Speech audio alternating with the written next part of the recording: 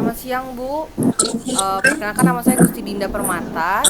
Dengan rekan-rekan saya Venisa Indasari, Muhammad Rafi, Leodi Arisandeta ingin mempresentasikan penerapan knowledge management pada perusahaan Honda. Slide pertama, saya akan menjelaskan apa itu knowledge management.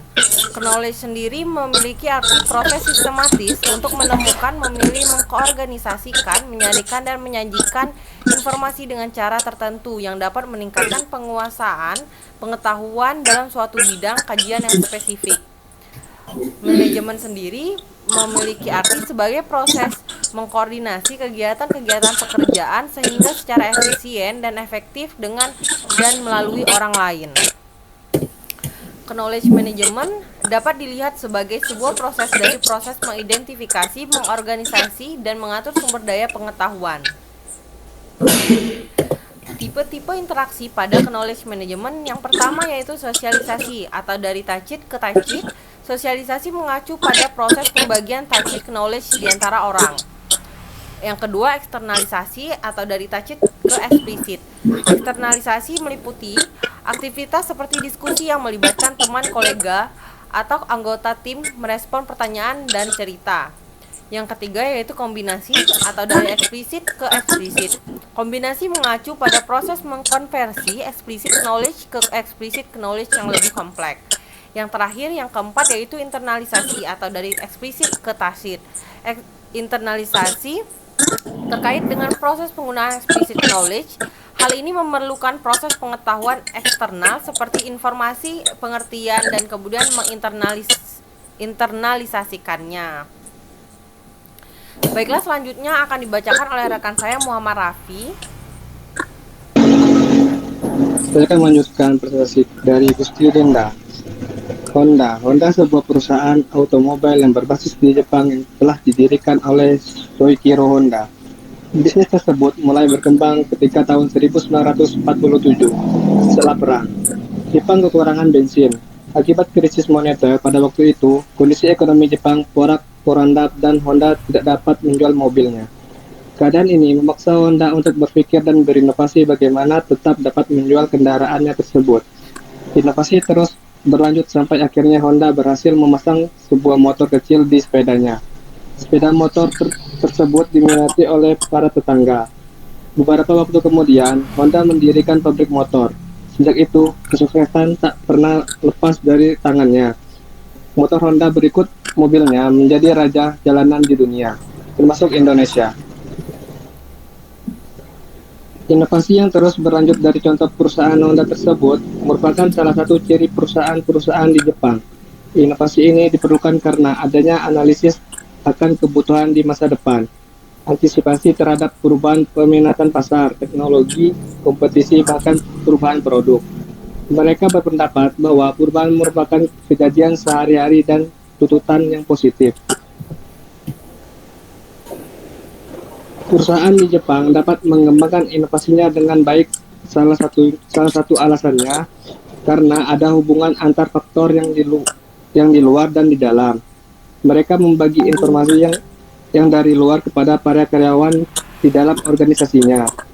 Kemampuan berbagi ini kemudian dikenal dengan istilah knowledge management. Baiklah, saya akan melanjutkan presentasi dari Muhammad Rafi. Kesuksesan yang diraih oleh Honda ini tidak semata-matanya hanya dilakukan oleh Soichiro Honda. Kerjasama tim yang solid, modal usaha, pemasaran, inovasi yang terus berkelanjutan, dan faktor lain secara bersama-sama turut membangun nama besar industri otomotif Honda. Honda secara rutin membangun redundansi oleh orang diberikan informasi yang melebihi kebutuhan operasional mereka. Hal ini dapat memudahkan pekerjaan terutama dari sisi tanggung jawab, solusi kreatif, dan bagaimana bertindak. Beberapa informasi tambahan yang berhasil diperoleh bahwa perusahaan Honda tidak merekrut keluarga dan menjalankan bisnisnya. Faktor kedua, perusahaan didirikan oleh dua orang yang mempunyai sifat berbeda. Soichiro Honda, seorang insinyur mesin yang hebat, dan Takeo Fujisawa yang handal dalam manajemen dan strategi. Keduanya berkolaborasi membuat perusahaan menjadi luar biasa. Mereka bahkan mampu menunjukkan bahwa dunia bisnis Honda bukan hanya sekadar otomotif saja, namun lebih ke mimpi. Honda memiliki sebuah slogan, yaitu without philosophy is a legal weapon. Philosophy without action is worthless. Yang kemudian dikembangkan menjadi action without training is lethal weapon, and training without action is worthless. Slogan tersebut kemudian digunakan sebagai salah satu pemicu manajemen Honda dalam menjalankan bisnisnya.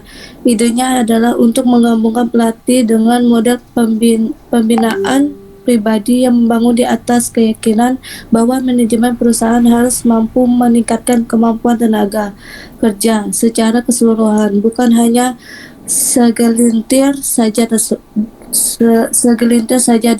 disebut.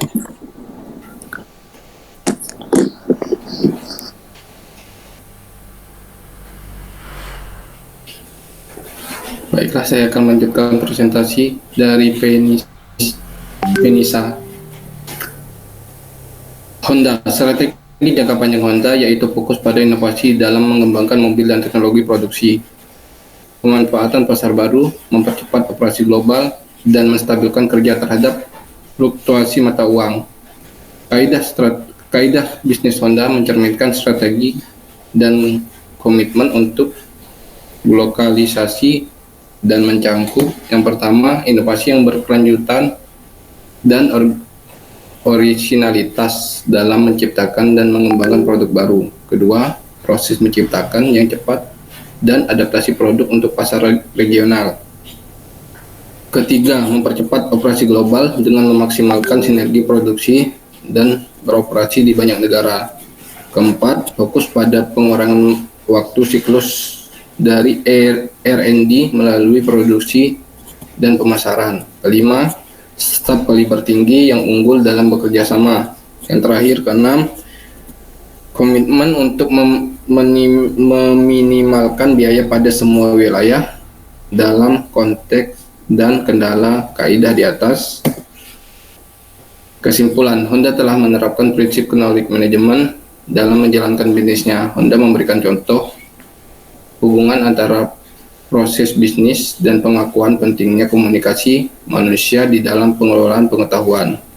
Honda juga mengintegrasikan karakteristik kepemimpinan mereka, budaya, pendekatan sumber daya manusia, struktur, dan proses dalam menjalankan usahanya. Dalam penerapannya, knowledge management mampu meningkatkan keefektifan dan keefisienan dalam Honda, kerjasama tim, keuntungan perusahaan. Ukuran kesuksesan tidak hanya didasarkan pada jumlah peserta saja, tapi sejauh mana perusahaan Honda dapat melihat perubahan perilaku. Yang jelas, di dalam organisasinya, strategi yang diterapkan yaitu inovasi yang berkelanjutan, adaptasi produk, memaksimalkan sinergi produksi, dan beroperasi di banyak negara. Mengoptimalkan R&D, staf unggul, dan komitmen untuk meminimalkan biaya. Demikian presentasi dari saya. Penutupan dilanjutkan oleh Gusti Linda. Baiklah Ibu, sekian dari presentasi kami kelompok untuk perusahaan. Suara dia. Sekian Ibu dari presentasi kelompok kami dari perusahaan Honda. Terima kasih. Assalamualaikum warahmatullahi wabarakatuh.